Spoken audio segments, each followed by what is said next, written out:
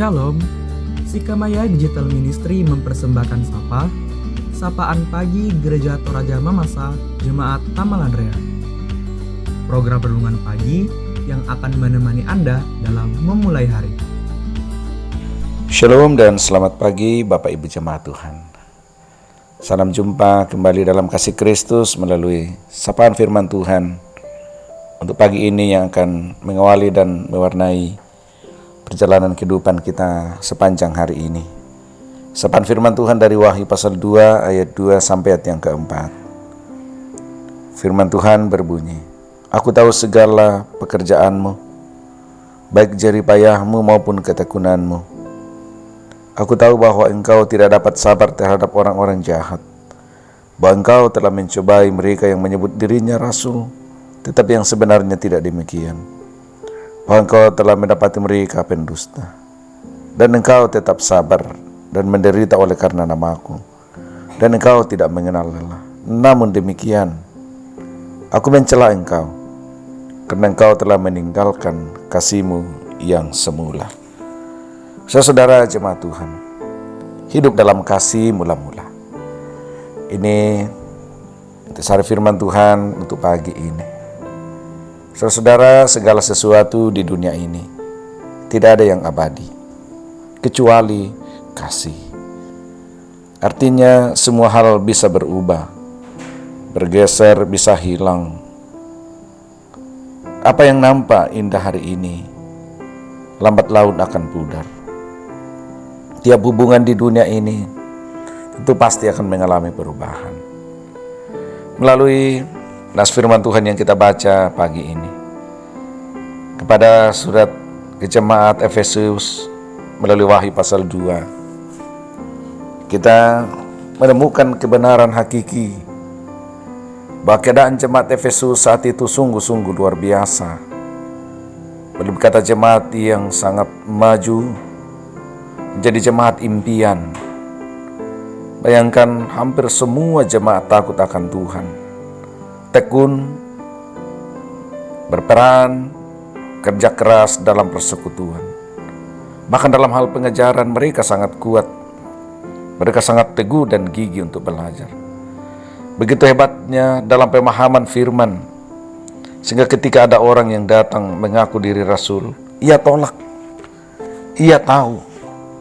Artinya bahwa mereka tidak sembarang menerima ajaran. Mereka tidak sembarang menerima hamba-hamba Tuhan untuk melayani mereka. Mereka selektif dalam pengajaran. Bahkan keunggulan-keunggulan jemaat di Efesus di ayat yang kedua dan ketiga yang kita baca tadi. Karena itu di tengah kota yang luar biasa, perilaku hidup masyarakatnya begitu bejat di kota Efesus. Tapi mereka tetap menunjukkan jati diri mereka sebagai orang Kristen yang setia. Mereka tidak kompromi terhadap dosa.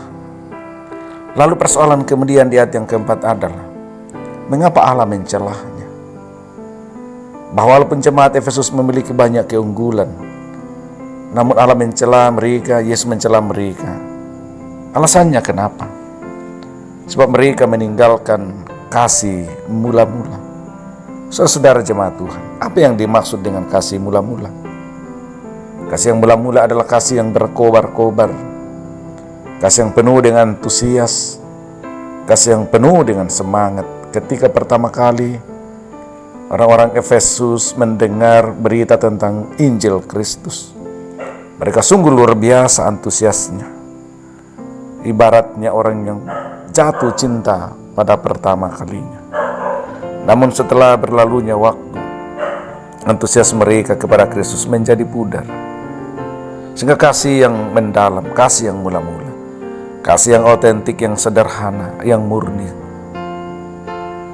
menjadi pudar dalam kehidupan mereka. Saudara jemaat yang dikasihi Tuhan, jadi intinya, kasih mula-mula yang mereka tinggalkan adalah kasih yang sederhana, yang tulus, yang tidak dibuat-buat. Seperti kasih Maria yang meminyaki kaki Yesus dengan menyekanya dengan rambutnya. Kasih yang otentik. Ini yang ditinggalkan oleh jemaat Efesus. Karena itu menjadi pelajaran bagi kita dalam kehidupan jemaat hari ini, bahwa kasih yang kita jalin selama ini di tengah-tengah persekutuan jemaat bisa memudar. Ada banyak hal yang mempengaruhi yang menyebabkan kasih mula-mula di tengah jemaat itu memudar. Salah satunya adalah ketidakseimbangan antara pemahaman dengan pelayanan terhadap orang-orang lain. Artinya mungkin karena kita terlalu berusaha, terlalu sibuk untuk menguji, menghadapi misalnya nabi-nabi palsu kalau jemaat Efesus, atau bagi kita terlalu sibuk dengan berbagai urusan-urusan organisasi, terlalu menjaga kemurnian ajaran, dan bahkan terlalu memiliki sikap eksklusif fanatisme, terlalu terikat pada aturan-aturan manusia. Akibatnya kita mengabaikan dan melupakan kasih yang melayani dan yang mengayomi semua orang. Karena itu ada 3 hal yang menjadi pelajaran firman Tuhan bagi kita. Yang pertama, meninggalkan kasih yang semula terhadap Kristus mengakibatkan kita kehilangan kasih terhadap sesama.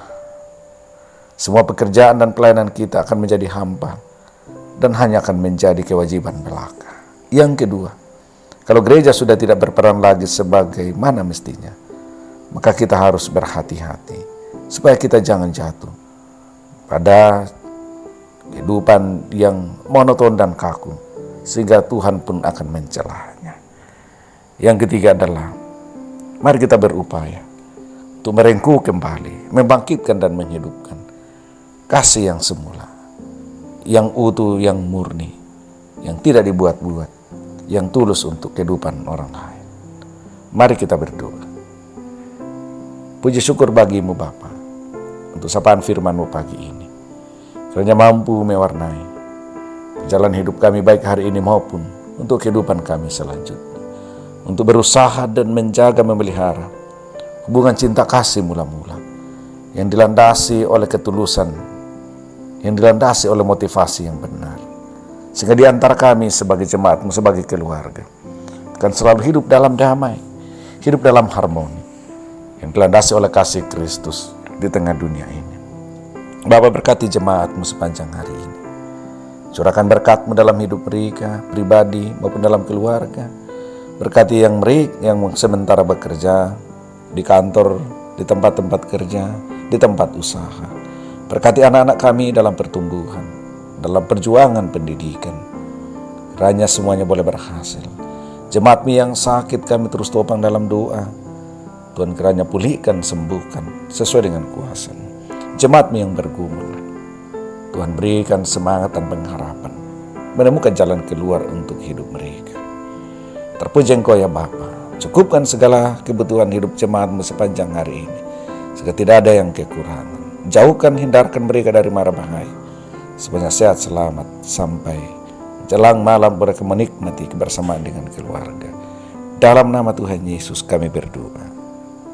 Amin. Terima kasih telah mendengarkan Sapa. Mari membagi berkat dengan membagikan Sapa ini kepada saudara-saudara yang lain.